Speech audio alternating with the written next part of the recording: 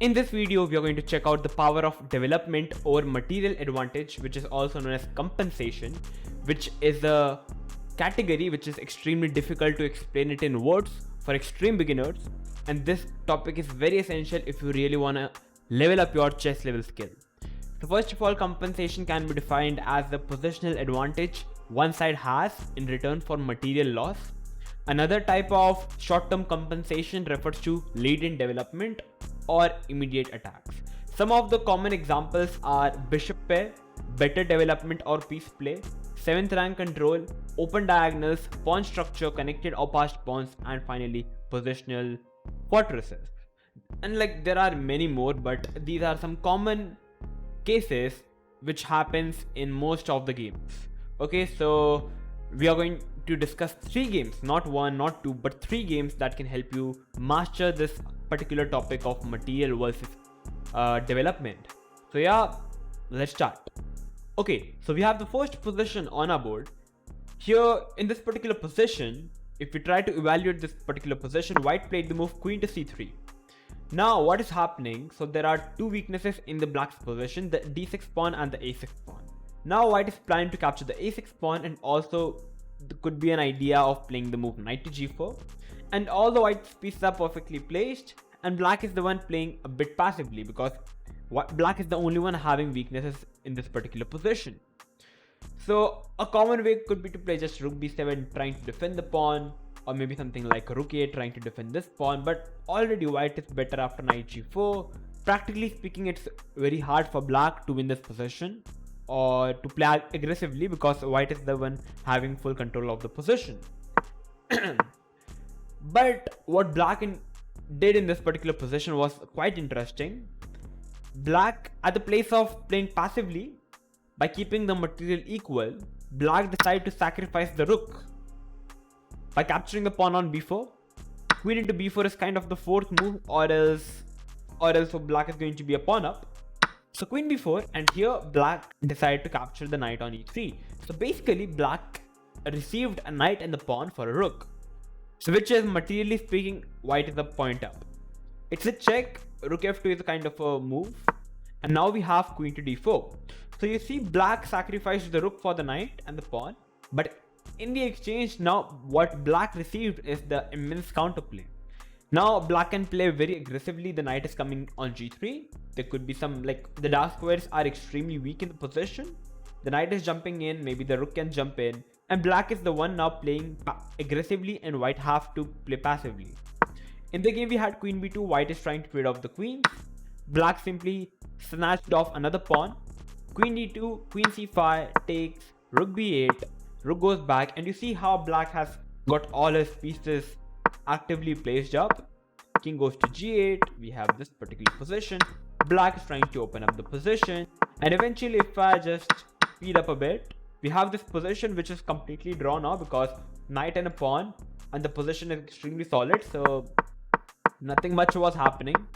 The game went on, but after the move number 61, knight f5, both the players agreed to a draw because black is having none of the weaknesses in this particular position, and the game cannot be won by any other player. So that is why both the players agreed to a draw. So see what is the idea of discussing this position. If black would have played passively by defending his material, then white would be the only one pressing in the position, and it would have been very hard for black to go for the win or to play play normally. It is very hard for black to even get a draw. But what black did in the position, he decided to play actively, and the gift he received was a draw very comfortably. So this was the first position. So now let's move on to the second position. Okay, so now we have the second position on our board. This is a game from Vasilin Topalov versus Hikaru Nakamura playing with the black pieces. And here Hikaru with the black pieces decided to play the move f5, which is a very strong move. Basically what is happening, the position is first of all quite a complex. But here the point here is, if white tries to capture on f5, black can simply capture the pawn, and you can already realize black is having all his pieces surrounded the white king, and there could be some potential sacrifices that come in, and black is the only one playing aggressively. White is trying to play very passively. So what white did in this position, Vasilin Topalov played a very excellent move in the position, which was he decided to play the move e5. And the question is why this move is such a good move. It looks, first of all, at the first glance, it looks a bit complicated because many things are happening. Black can go for capturing this pawn, black can even go for capturing this pawn. So in the game we had knight into d5. If black goes for capturing this pawn, simply bishop into f4 and the knight is hanging up, so you can't do that. And if you try to capture with the pawn, bishop into f4 is the best move in the position, because after knight into f4, simply d6 and the bishop is kind of trapped. Pawn push may become, white can even capture the pawn, and basically this pawn is extremely strong pawn. So that is why black played the best move, which is to capture the pawn on d5. White took the pawn, takes. And now if you try to evaluate this position, black is a pawn up, because white is having 5 pawns, black is having 6 pawns. But what white is having, what I said in the start, bishop pair. White is having the bishop pair and black is not really having the bishop pair, he's only having a single bishop. So here, white decided to take control of all the dark squares in the position because black is having the light square bishop. So white played a very good move in the position, which is b3. And now the idea is to put the bishop on the b2 square, covering all the dark squares in the position. Bishop d7, bishop b2. So now you can see this is another type of compensation or sacrifice, or you can say material and like development advantage over material, where white simply sacrificed a pawn to get the bishop, and now he's having a monster bishop on b2. So now we have rook e8, queen d4. Let me take you to the game. Queen d2, bishop c4. Now Vasilin is trying to prove his bishop pair advantage. Queen f6. You have a queen trade. Bishop into f6. You cannot capture the bishop because the knight is pinned. So we have a rook trade, rook e8. Let me take you through the game. And eventually, by using the bishop pair, Vasilin Topalov able to manage to win this game. Just let me show you this game. He generated a strong push on the king side. Check, takes, and now you see black is having many weaknesses in the position now. So yeah, slowly and steadily, it took a bit time. Yeah, and you see now white is simply having the h-pass pawn, which is completely winning now, and it is easier. And now white is having 2 pass pawn, which is guaranteed a win. And Vasilin Topalov is not going to get this out of control. And yeah, just a couple of more moves and that's it. Yeah, after king f3 on the 73rd move, you can't really stop the queen. And if you try to push the pawn, I can even block it, or I can even make the queen. That's even winning. So you see how Vasilin Topalov sacrificed a pawn to get the bishop pair advantage, and he simply took control over the dark squares by playing bishop b2, and he eventually simply won the game. So yeah, this was the second position we discussed, a very interesting one. So now let's move on to the third position, and I believe this third position is going to be loved by everyone. Okay, so we have the third position on our board. This position is from the game between Alexander Belyarsky versus Garry Kasparov. I believe Garry Kasparov's name is, like, he's the player who is kind of known as the greatest of all time, even considered by Magnus. And Belyarsky is also one of the strong player in his own time in Garry Kasparov's era. So in this particular position, Belyarsky is playing with white, Garry is playing with black, and Garry decided to play the move queen to c7. What is the idea? Currently the material is even. Queen c7 attacks the bishop and the pawn. Though the bishop on c4 is kind of defended by the queen. Though the bishop definitely does not deserve on c4, because the c4 bishop is not really doing anything, so the bishop eventually has to come back. But the problem here is, if the bishop falls back, the pawn is hanging. So a simple way, a logical way, a common sense move is to play something like bishop b2, bishop d2, just trying to defend the pawn, and then come back and play c4. And the game goes on.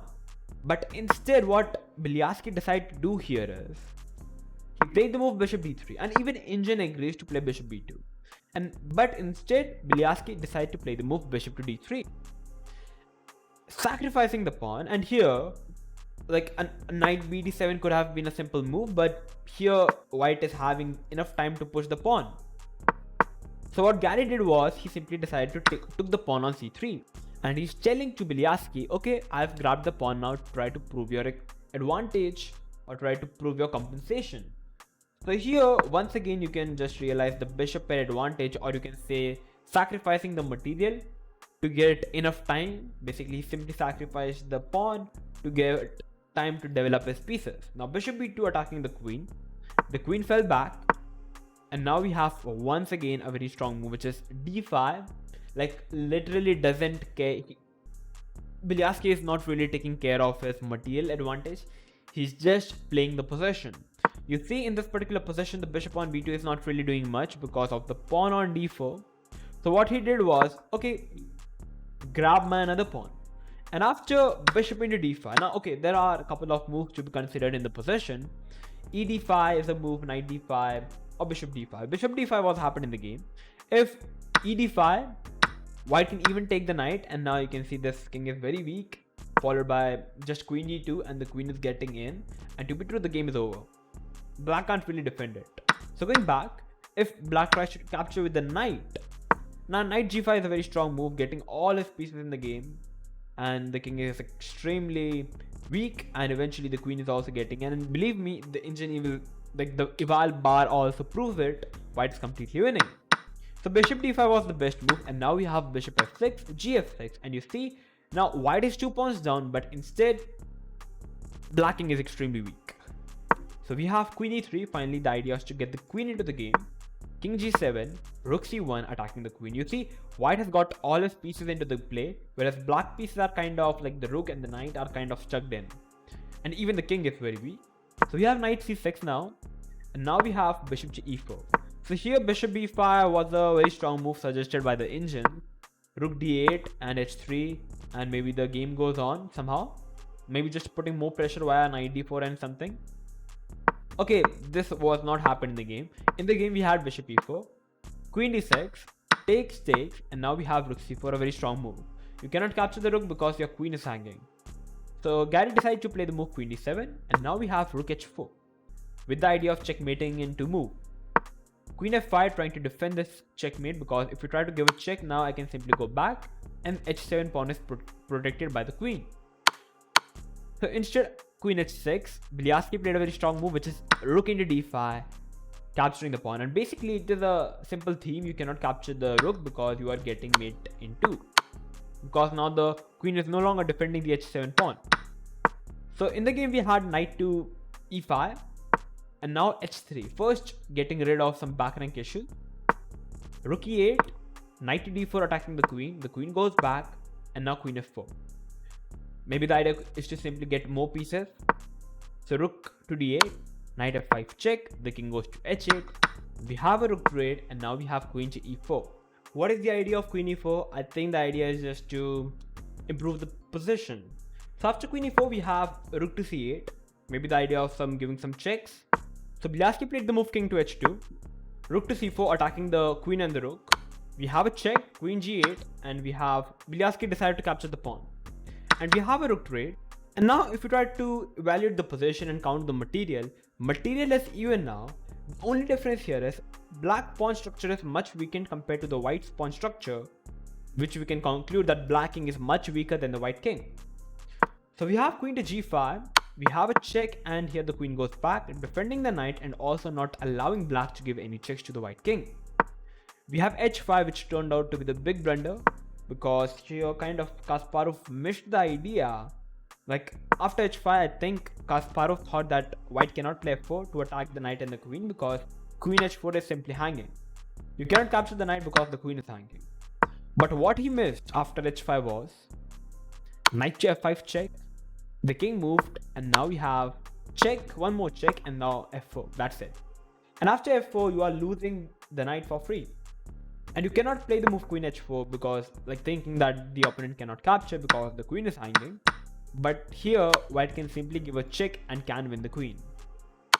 So that is why Garry Kasparov decided to resign the game after f4 in 38th move. And yeah, this is how Bielski is simply able to win the game. So you see how Bielski and Vasilin Chopalov were able to beat Hikaru Nakamura and Garry Kasparov. By like the theme was once again the same. Both the players used the power of the bishop pair to play aggressively by sacrificing some one pawn or even two pawns in this particular game. And you see, it is always much better to sacrifice material and play aggressively rather than keeping the material same and playing passively, because then your opponent is going to keep hammering you until you crack. But it is much better you sacrifice the material, play aggressively, and eventually you are even going to get some winning chances, as we have discussed in these 3 games. So I hope that this video must have helped you to increase your chess level and knowledge, and you now must have had a basic idea of like the power of development or activity over material, and when can you basically sacrifice the material. If it was helpful, make sure to like, share and subscribe, and yeah, make sure to share it with your friends, so that like whoever are extremely beginners, who doesn't really get the idea of when to sacrifice and when to not. So I hope this video was helpful. If it was, then yeah, I'm pretty happy. And yeah, if you want any particular video on any particular topic, make sure to tell me in the comments below, and I'm going to come up with that particular video on. So thank you for watching. I'm going to see you soon. So bye bye.